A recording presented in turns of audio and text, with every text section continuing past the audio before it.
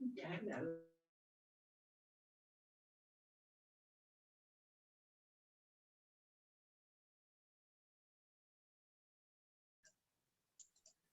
una vez para tenerlo en cuenta, como normalmente así es que vamos a trabajar las sesiones de clase con Zoom, como se corta a los 40 minutos, aprovechamos esos unos minuticos ahí para hacer ese break, esa pausa activa, ¿sí? Tomar agüita, alguna cosa, y ya retomamos. ¿Listo? Listo. Sí, señor.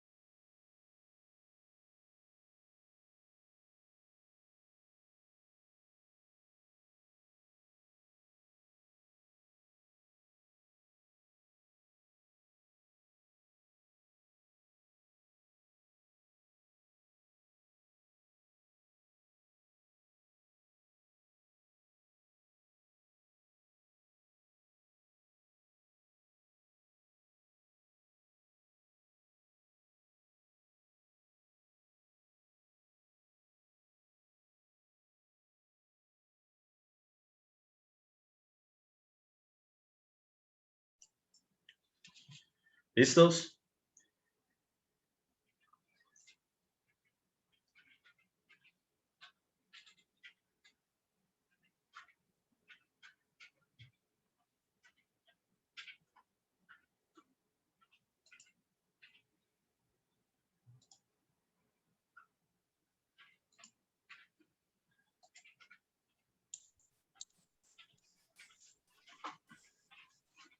Listo, Inge. Ahorita que estamos hablando lo de las casas de 2 pisos, Sí. a mí me causó mucha curiosidad, por lo menos, que en la mayoría de municipios así pequeños siempre hacen casas de interés social, ¿sí? Sí. Para la adquisición de personas de bajo recurso y eso. Y lo Ese que me es he dado uno, cuenta ese es uno casualmente, cuando vean, bueno, si la ven conmigo, o no sé si ya la vieron, en Residencia Ahora, normalmente yo siempre les pongo un taller específico con algo que tiene que ver con casas de interés social, o BIS, que son las de, o las de interés prioritario, ¿sí? ¿Qué pasa con eso? Pues esos son de los contratos que más salen precisamente para nosotros. Entonces, hay que entender también un poquito de eso, por qué o para qué o cómo hay que hacerlos correctos. Listo, ahora sí, ¿qué es sobre eso? eso. Entonces, por lo menos yo lo que me he dado cuenta en la mayoría, digamos en Bucaramanga, en una parte que se llama Lagos, los Lagos, sector de los Lagos, que es Florida Blanca, y hay muchísimas casas así, pero esas casas, el sistema de escaleras es malísimo. O sea, son casas demasiado angostas, la escalera es demasiado angosta y muy empinada. Y de por sí, o sea, esas casas son casas que tienen, digamos, aproximadamente 15 años de construidas, que ya más o menos, y ya el deterioro es bastante significativo, que uno a simple vista Es se da evidente. cuenta. Sí, Claro, no, evidente el gravísimo. deterioro. Entonces, Sí, ojo, la cuestión de que sea una casa de alta gama o una casa de interés social o interés prioritario, eh, solamente debe tener la variación es en el tipo de tipología del lote, es decir, qué tan grande o qué tan pequeño es, pero en lo que respecta a la estructura, pues se supone que la que es de alta gama debe estar diseñado para ese tipo de estructura y la que es de interés también debe estar diseñada para eso. no importa la una o la otra, obligatoriamente deben cumplir con todos los componentes de sismoresistencia. Entonces, si se evidencian cuestiones como esas, ahí hicieron mal algo, definitivamente. ¿Sí? No es así. Y ojo, normalmente los contratos que son de casas de interés social o interés prioritario, no es hacer una, no es hacer dos, no es hacer 5, no es hacer 10. Normalmente esos contratos de ese tipo de proyectos, de esa construcción de esas viviendas, normalmente es en volumen, o sea, de 100, 200, 300 y más casas. Es decir, que el costo, el valor del contrato normalmente es muy alto. ¿Sí? Y pues por lo menos aquí en Colombia, para manejar ese tipo de volumen de dinero, eso tampoco es que lo saquen por cualquier lado. Ah, no, que la alcaldía lo puso, que la gobernación lo puso. Normalmente intervienen otras entidades también adscritas al gobierno, pero que manejan esos volúmenes más grandes de dinero para inversión de infraestructura. En este caso, inversión social, puede venir por el DPS, ¿sí? el de planeación nacional, o bueno, en fin, por donde sea que salga, el Ministerio de Vivienda, lo que sea. ¿Qué pasa? Que cuando es así, normalmente esa parte sí es muy centralizada, es decir, que desde Bogotá, que es la capital del país, tienen un personal específico para revisar eso. Existe, por ejemplo, Findeter, ¿sí? Un poco de entidades que, digamos, como si fuesen bancos para el mismo gobierno, prestan el dinero a tal gobernación, a tal alcaldía para esos proyectos, pero ellos a su vez tienen personal, colegas de nosotros, es decir, esos cargos los podemos ocupar nosotros para revisar desde el punto de vista técnico esas obras. Normalmente, por lo menos, y yo he participado en ese tipo de contratos, por lo menos la parte inicial, lo que tiene que ver con diseños, son en extremo rigurosos, ¿sí? De ahí a llevarlo ya a cabo, llevarlo a la realidad, de pronto ellos ya vienen simplemente como supervisores de vez en cuando, si es que vienen. Entonces ahí de pronto es donde existe el problema, porque quien de todos modos tiene que supervisar o a realizar la interventoría del proyecto, tal vez o no sabía o desconocía o simplemente se hizo el de la vista gorda respecto de ese tipo de proyectos. Eso es lo que, obviamente, en lo que nunca hay que caer, ¿sí? ¿Y por qué? Porque ya sabemos que eso eventualmente puede generar pérdidas de vidas. Y pues Sí. así como hay gente de todo tipo, pero tener la responsabilidad de una o muchas vidas, lastimosamente, pues para uno no es, por lo menos los que intentamos estar como en el lado de los buenos, no es lo correcto, sí. Sí, Y sí. ojo, esto también es lo importante y por eso también es que la cuestión de la matrícula profesional y la firma de nosotros vale tanto, ¿sí? Precisamente es porque nosotros la responsabilidad que tenemos no nos cuentan por una vía, sino normalmente el error que nosotros lleguemos a cometer, un error grave en algún tipo de construcción de lo que sea, normalmente no es una, sino muchas vidas. A diferencia de medicina, ¿sí? Los médicos nunca realizan cirugías en serie, sino que de a uno se le Sí. murió y tiene el problema y listo, hasta ahí le llegó y bueno, uno sigue matando a gente. Pero nosotros, el errorcito, por ejemplo, en una edificación en altura, son familias, varias, muchas. Una mala, digamos, estabilización del talud, donde de pronto alguna población se asentó, se viene un deslizamiento y es un resto de familias. Simple, vámonos a la obra de lo más simple que existe, que es crear una caminería, un andén donde de pronto nos hayan quedado ciertas gradas donde no tenían que ir, o el tipo de compactación que se le hizo al suelo que está recibiendo esa plaquita, ya sea de concreto o lo que sea, de pronto se hundió. Puede pasar cualquier persona y en eso se puede enredar, se puede caer y hasta ahí llegó, ¿sí? ¿Qué es lo que pasa? Que esa persona podríamos haber sido nosotros, hijos, mamá, papá, abuelos, tal. De ahí en adelante, pues toda la connotación de cualquier persona. Entonces, por eso es tan importante, de verdad, siempre no perder de vista la exigencia que uno tiene que tener, por lo menos la propia, respecto de las obras de uno.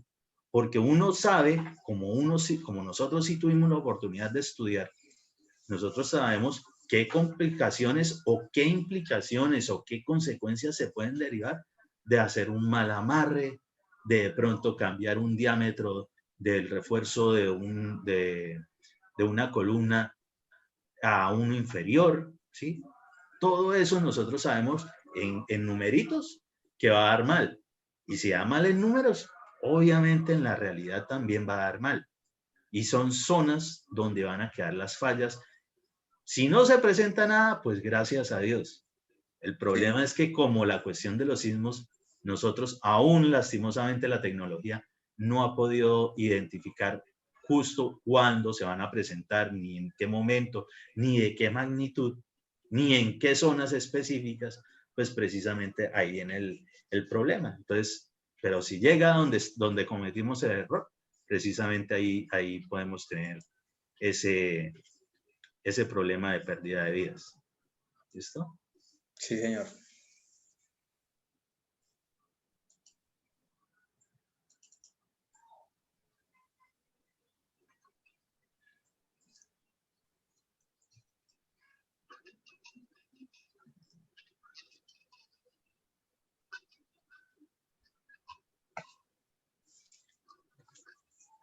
Casi no se escucha, ingeniero. No sé, Perdón, ¿sí está escuchando?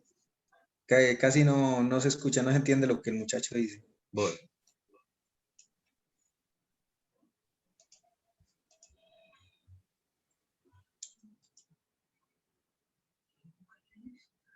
Ah, sí, correcto.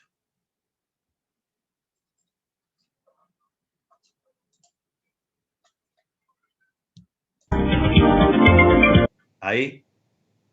Sí, ahí sí ya. Cuando un temblor se produce, el movimiento del suelo a través de las ondas sísmicas se transmite a la edificación a través de sus fundaciones. La inercia propia de la edificación, debido a su gran peso, se opone al movimiento de la parte superior, creando fuerzas que actúan sobre la estructura. A continuación, presentaremos 7 condiciones críticas que afectan la construcción de un piso durante el desarrollo de un temblor. Primera. Cuando el terremoto comienza, la tierra se mueve hacia atrás y hacia adelante, situación que propicia que los cimientos y la parte inferior de la casa, al estar en contacto directo con el suelo, se muevan inmediatamente. Caso contrario sucede con el techo, que permanece quieto por un momento. Segunda. Al intensificarse el terremoto gradualmente, la parte superior de la casa intenta seguir el movimiento de la parte inferior, con el agravante que la tierra se mueve en dirección contraria, dándole mayor velocidad al movimiento de la parte superior.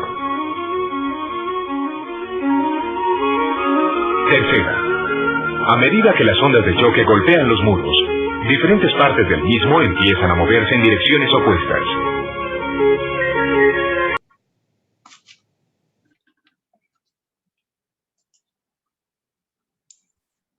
O sea, ahí en ese video por lo menos aparecen dos cosas, o sea, bastante, digamos, bastante de tener cuidado, ¿cierto? Una es, digamos, en la parte del pedestal, ¿sí? La división que hay entre la viga de amarre y las zapatas. Esa parte es como bastante crítica, ¿cierto?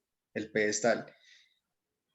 Y dos, Depende. Y ojo, por ejemplo, el pedestal, y entendámoslo así como precisamente esa unión entre lo que es la base de una zapata típica y lo que sí es la viga de amarre, esa parte no necesariamente pedestal significa de que tiene que ser más grueso que la columna que se va a proyectar en la parte superior, ¿sí? Perfectamente puede ser exactamente la misma sección.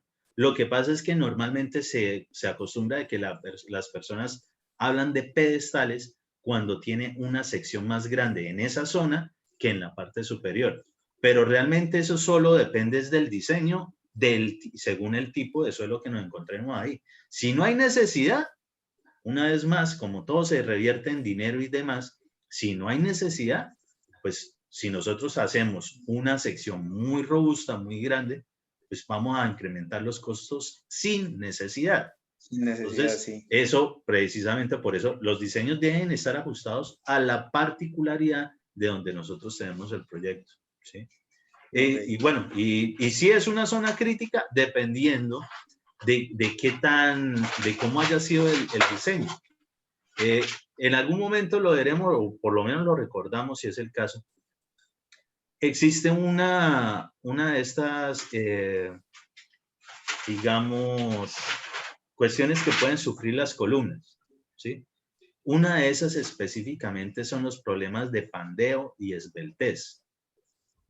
Entonces, eso de esbeltez, en algún momento de la estructura, si no lo han visto o si lo vieron, aquí lo repasamos. La esbeltez como tal es que una sección transversal de un elemento estructural tipo columna es muy pequeño, muy angosto respecto de la altura. Es decir, hagamos de cuenta como si fuese un lapicero. Entonces, ¿qué pasa con eso? Que entre más largo sea y de sección más reducida, puede tender precisamente a pandearse, es decir, que esto se nos puede doblar. Ese problema de pronto se puede presentar también ahí en el pedestal, si es que resulta ser un pedestal muy grande, ¿sí? Sí, señor. Entonces, depende de eso. Y ojo, aquí precisamente, y ahí está como en el grafiquito se alcanza a notar, hay que entender muy bien que todo lo de los sismos son ondas, ¿sí? Nosotros nos referimos a ondas sísmicas, las ondas S, las ondas P, las ondas R, ¿sí? Según sea ciertas características. Y aquí viene el por qué los puse a que revisaran los materiales que tenían en sus hogares. Resulta y acontece que absolutamente todo en el universo tiene frecuencia. ¿Qué es una frecuencia? Una cierta vibración a la que cada átomo, cada cosa puede responder. Entonces, ¿qué pasa? Las ondas son eso, ¿sí? O las ondas tienen frecuencias. Y el detalle está en que cuando nosotros tenemos muchos materiales diferentes en una misma zona, cada uno de ellos va a tener una vibración diferente, precisamente por la particularidad de su material como tal. Es decir, de por qué un vidrio, por qué un ladrillo, por qué una puerta en madera, por qué algo metálico. Cada uno tiene su propia vibración. Y si todo está, digamos, unido, entre comillas, de cierta forma, es decir, más bien como apeñuscado simplemente, sostenido allí, cada quien va a intentar moverse como le parezca, ¿sí? Entonces, eso ocurre precisamente a partir de ahí. Después, primero es el zarandeo, ¿sí? Si alguna vez les ha pasado esa parte inicial del video, en la edificación, es como cuando uno va caminando y simplemente hay algún tipo de barrito por allí y como que uno se va, ¿sí? Echa el pie, sí. Sí, se va uno. Muy resbaloso. Los pies de uno normalmente se van hacia adelante y uno queda como atrás, en la parte del tronco y eso. Exactamente eso mismo es lo que le pasa a la edificación. Lo que pasa es que aquí fue porque nosotros llegamos a una zona así. En cambio, lo que hace el sismo es de que la edificación está allí y se empezó a mover. Entonces, esa inercia es lo que lo que resulta allí. Como empieza a vibrar, pues se empieza a generar un poco de movimientos.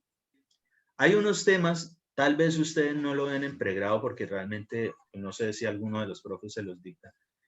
Normalmente son temas de profundización de la línea de estructuras y es lo que tiene que ver con la dinámica de las estructuras, ¿sí?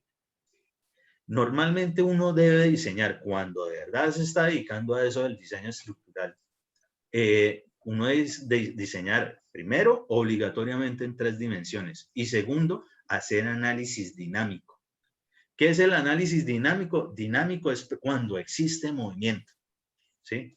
Entonces, esta cuestión de la dinámica aquí es precisamente eso, que primero va a empezar a moverse. Entonces, existe en esos diseños estructurales, desde el punto de vista dinámica, algo que se denominan modos de vibración.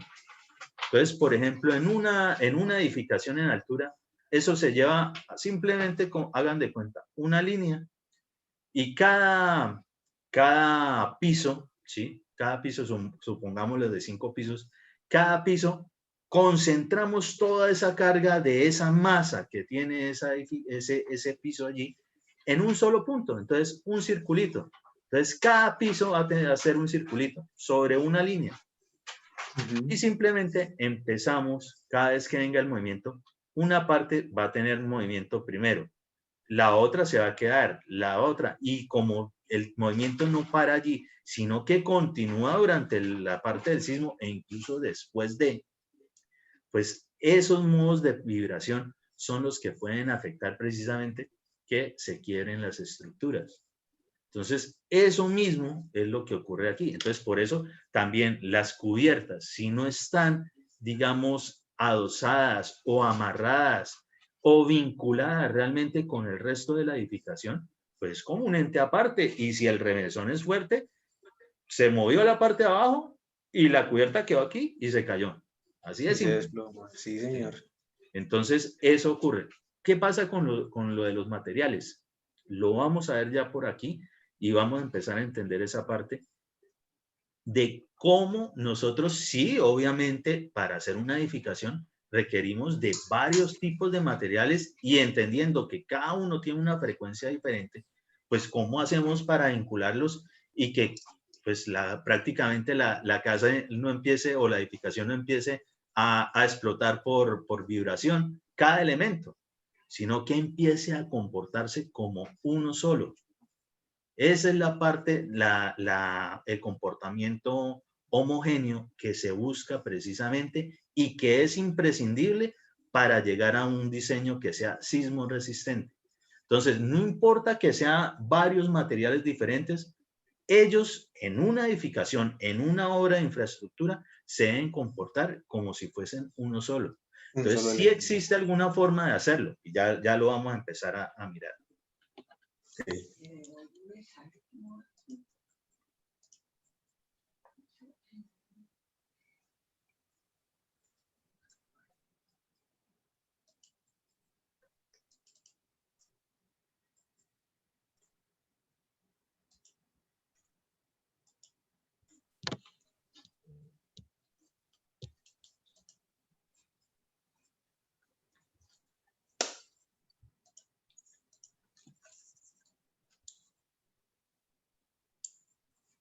Aquí antes de entrar a la amenaza sísmica en Colombia voy a mostrarles más o menos ahí realmente cómo es la cuestión de lo de las capas tectónicas.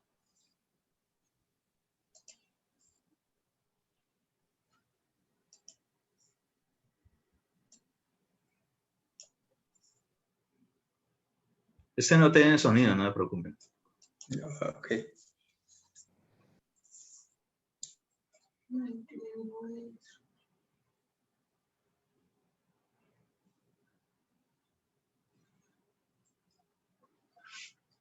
Estaba trabajando y me sacó.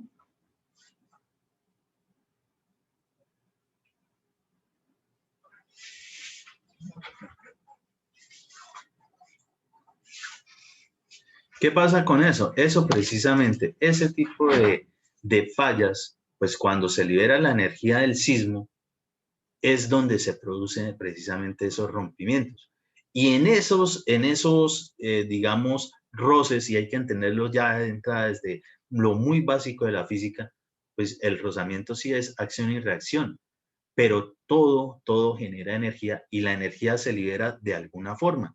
En este caso, necesita moverse. Entonces, ese movimiento se traduce en esas ondas y se van transmitiendo hasta llegar a ciertos, o sea, según lo que toque, eso que vaya tocando tiene su forma de vibrar.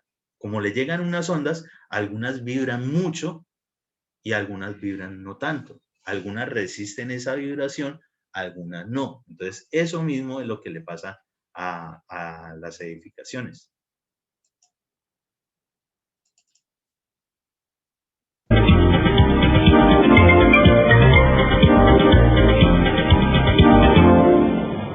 Colombia está ubicada en una de las zonas de mayor riesgo sísmico en el mundo, el Cinturón de Fuego del Pacífico. Toda la costa occidental suramericana se ve afectada directamente por la presión que ejercen las placas tectónicas del Pacífico, de Nazca y del Caribe sobre el continente americano.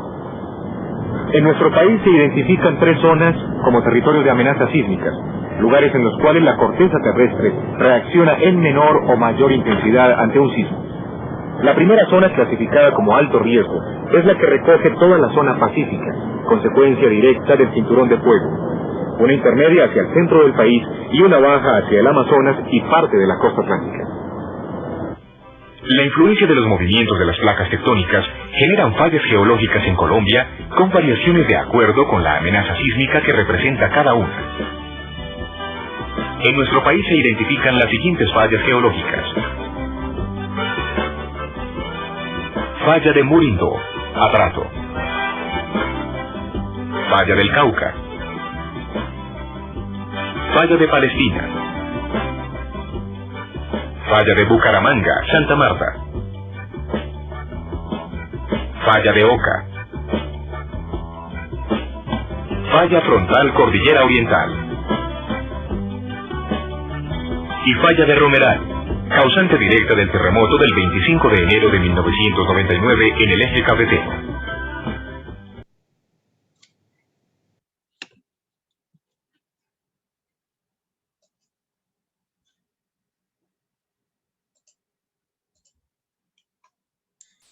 Hay que, ahora que mencionó la falla de Bucaramanga, por eso, esa es la explicación por la cual en la Mesa de los Santos mantienen constante... Todo el tiempo, esa es una falla viva, supremamente activa. Entonces, por eso siempre hay movimiento. O sea, ya es una zona identificada donde, y ojo, no es que no se pueda construir por ahí. Lo que pasa es que ya se sabe que el tipo de construcción ahí tiene que tener mucha más, digamos, severidad al momento de generar un diseño sismo resistente para ese tipo de edificaciones. Entonces, de pronto en esa zona, muy cerca de esas fallas, construir en altura va a significar que no es que no se pueda, sí se puede, pero como va a tener tanto problema, seguro que el tipo de cimentación y la estructura de esa edificación será tan robusta precisamente para evitar todo este poco de problemas que van a generar sismos constantes en esa estructura. Sí.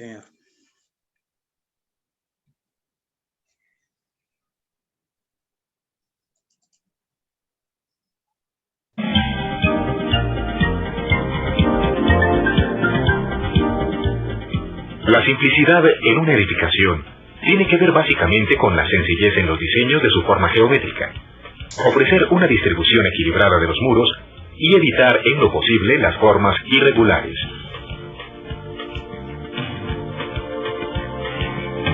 Observe con atención esta imagen. ¿Qué relaciones encuentra en este diseño que le permitan concluir que la fachada es funcional y es el resultado de una buena composición geométrica del edificio?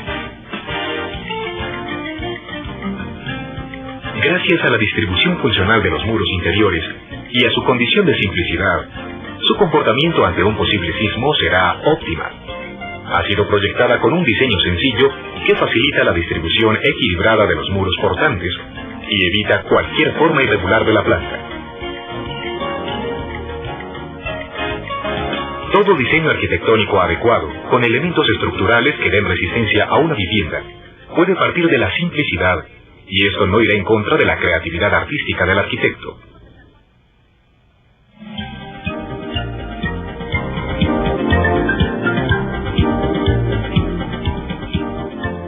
Hablar de simetría es referirse básicamente al equilibrio o a la adecuada proporción que tienen los elementos dentro de un diseño. Observe esta imagen y analice qué características se encuentra en este plano que le permitan concluir que el edificio cumple con la simetría. Su respuesta ha sido correcta. Se ha establecido una relación entre la ubicación de las diferentes partes del edificio, de tal forma que sus volúmenes se ubican en forma equilibrada. Amplíe sus conocimientos en estos temas con su tutor.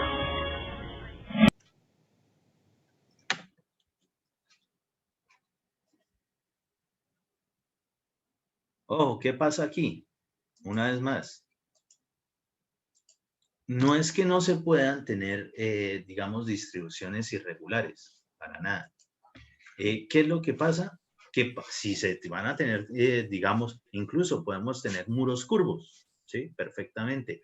O unas distribuciones totalmente irregulares, es decir, uno por un lado, el otro por el otro, según sea el diseño. ¿Qué pasa ahí? Ah, bueno, pues que eso va a requerir precisamente un tipo de diseño estructural muy específico para esa obra. Es decir, no va a ser algo común, sino muy particular de ese proyecto. Entonces, una vez más retomando lo del título E y de los constructores empíricos y demás, la cuestión de que sean regulares es precisamente para que sin querer queriendo, como dicen, terminen construyendo ya aportando un poco de sismo resistencia a la estructura, ¿sí? Entonces, ya por lo menos la disposición de muros regulares, es decir, unos enfrentados con otros y demás, ya empieza a generar cierta disposición interna en la edificación, como son casas de 1 y 2 pisos, entonces, que aseguran, así no tenga un diseño, un cálculo muy exhaustivo, que por lo menos no sea, digamos, proclive a que caiga fácilmente cuando se presente un sismo.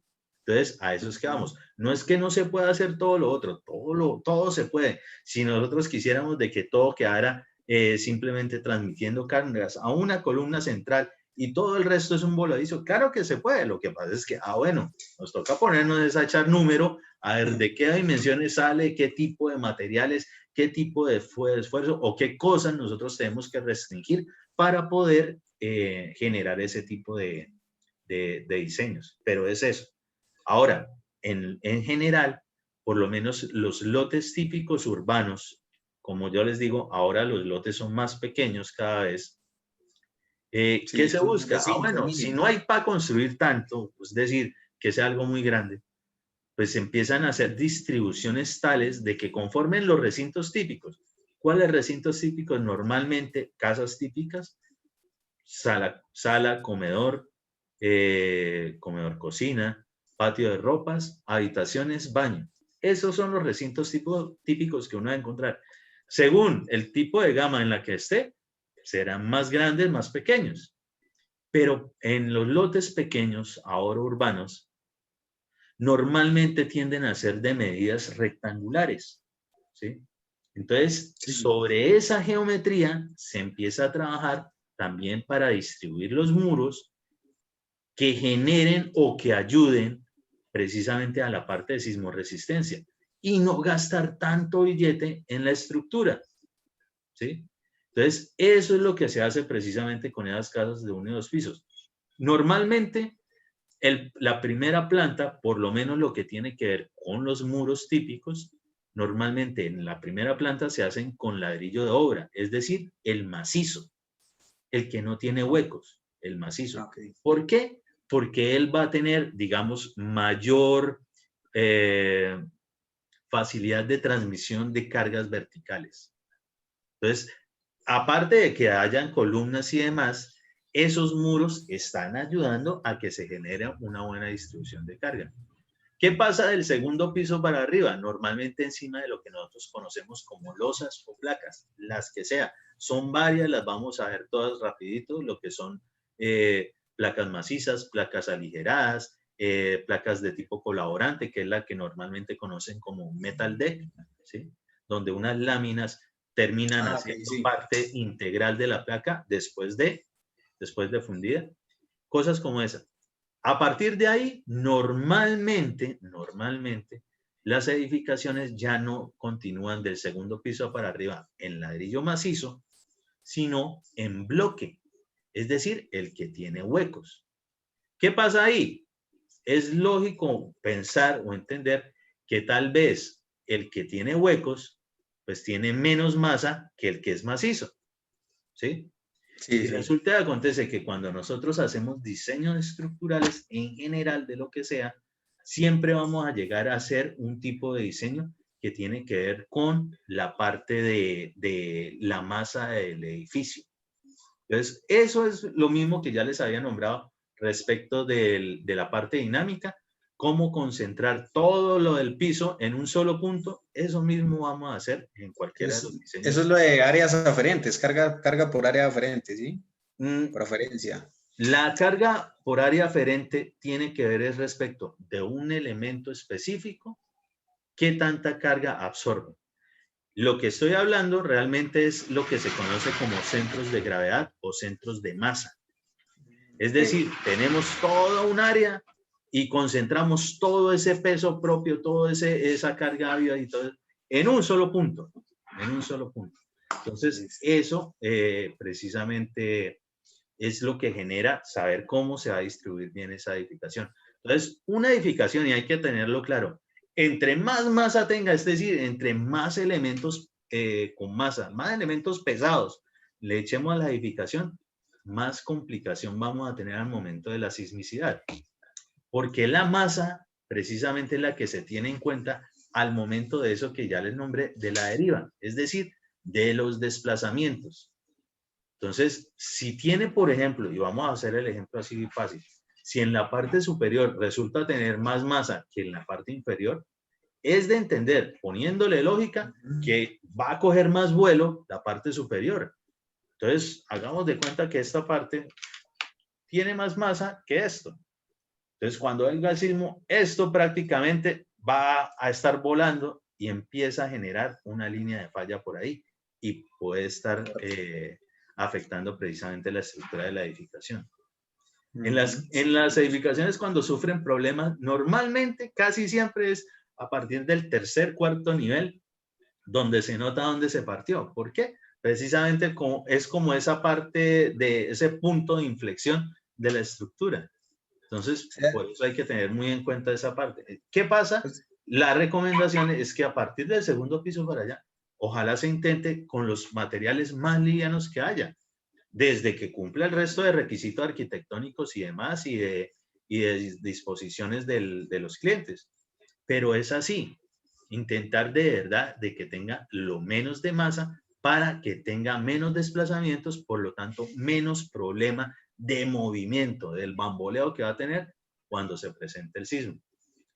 Por eso, en Colombia hasta ahora se está viendo, pero en el resto del mundo sí se ha trabajado bastantísimo con lo que tiene que ver con la estructura metálica, ¿sí? Aquí seguimos, digamos, muy con cuestiones arraigadas a lo que es de que todo sea en concreto reforzado. Por fuera, y empezando desde Venezuela, Perú, Ecuador, Argentina, Estados Unidos, en todo lado, la parte de la estructura tiende a ser más desde el metálica. Primero, no aporta tanta masa y sí aporta las características de exigencia de carga que se requieren. Entonces, eso es un punto importante.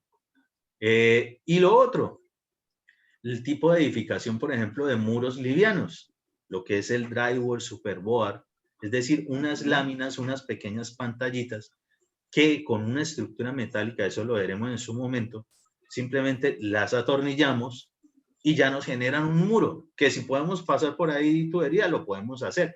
Que si necesitamos de que los de la habitación de al lado no nos escuchen a nosotros, que se cayó una aguja, entonces, bueno, pues en medio de ese sándwich, de esas dos láminas, pues se coloca algún elemento, precisamente materiales típicos de aislamiento termoacústico, ¿sí?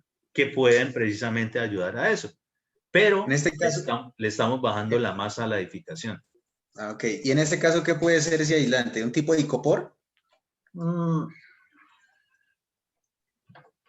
que pasa es que el icopor ayuda, pero depende también del tipo de icopor y a veces, bueno, el polipropileno ese.